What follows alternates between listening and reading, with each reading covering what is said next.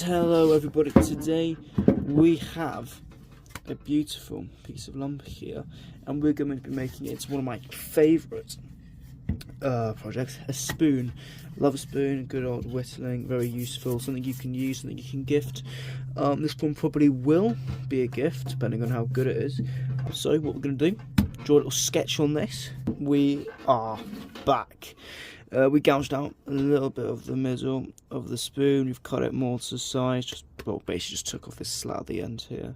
And we've also, as you can see, we've done sketch in. Now what we want to do is, you see this little thin area here, we're going to cut 2 lines into there and we're going to hack down with an axe and hope that we don't split our spoon. We have now created 4 very even and level slits on the wood. 2 here and 2 here, as you can see where the light shines too. Now the point of this is that when we use our axe to cut down, the new weakest point of the wood will be these little knocks, so that it basically prevents the actual spoon from splitting. So now what I'm going to do is saw 2 little notches so that the axe can sit nicer and cut straight down. Now the 2 notches are done, as you can see, I went a little bit extra with this one. I just decided so couldn't be really arsed with this one.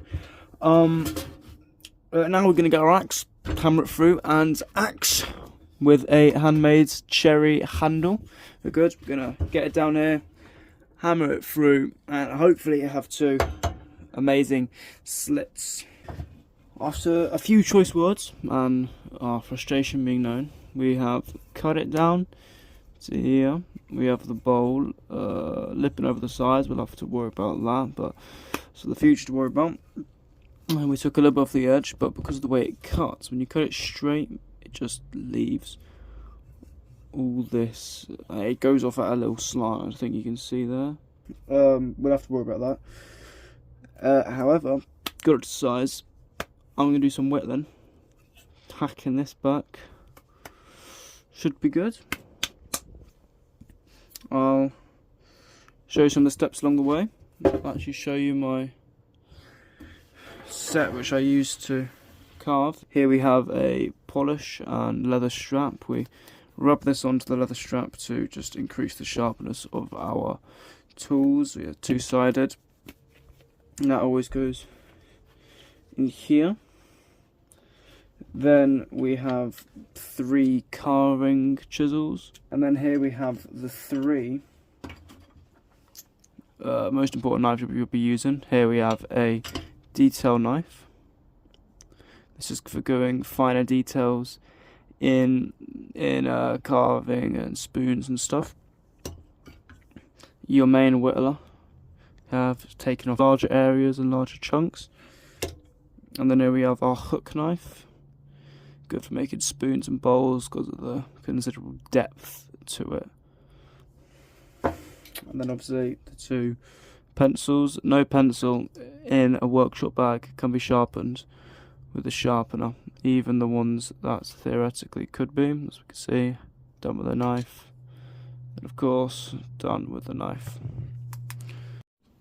Now, for tonight, as it's getting quite dark out, and I'm actually having to use the torch on my light, as you can see, outside it's quite dark. We're going to stop here. We've got it to here, so we've encroached a little bit of the line here, but because we've still got this little chunk here, if we want to, we can take it. But I think it's actually good. It has a natural bend to it, which I think is quite nice. Actually, adds a little bit of character to the wood. See you guys tomorrow.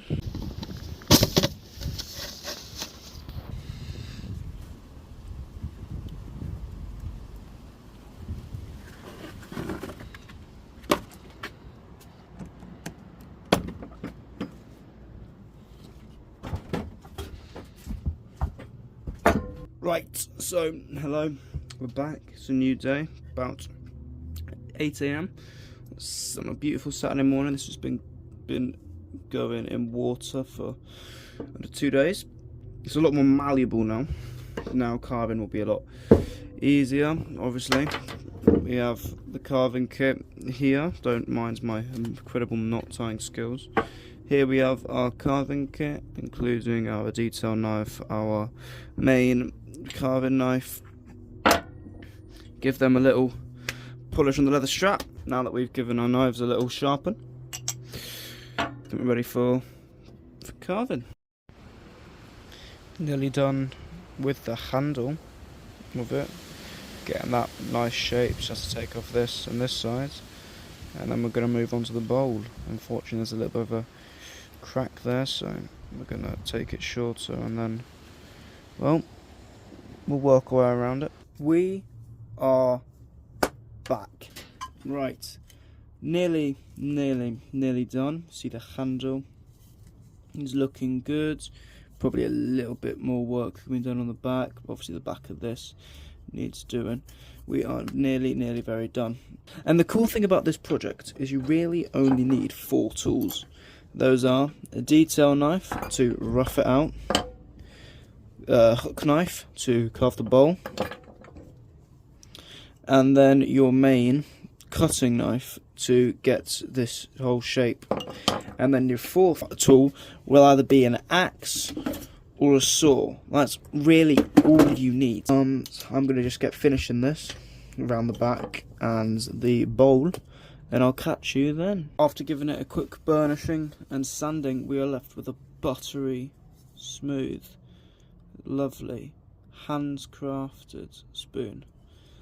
This is probably one of my favourite spoons I've made, just by the lovely grain patterns, which we're going to see more in a moment when we put some water on this, because obviously sanding to get all the dust out of the pores in the wood. So without further ado, let's get wetting.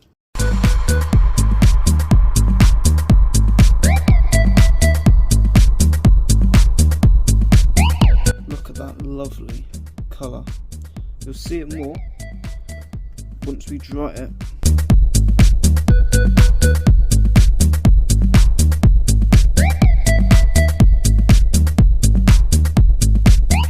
Just taking how beautiful this wood grain and this wood really is. After drying, now it's time to pick our oil. Now we have 2 choices: teak oil or olive oil. Now olive oil has some stuff going in the bottom, but it is food safe and is what you normally use for spoons. However, I think to match the luxurious wooden grain and just style of this spoon, we should go with a non-food safe oil, in this case some teak oil, because I think this spoon is better as a decorative spoon than anything else. I think it fits that vibe. Also, it'd be a good gift for, say, Christmas. Without further ado, let's pour this straight into the bowl.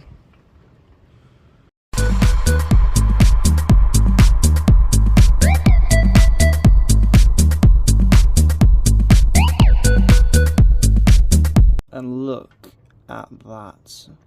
Has the natural bend of the wood matched with the lovely luxurious grain going down the middle, going absolutely everywhere. This is a one of a kind, absolutely amazing spoon.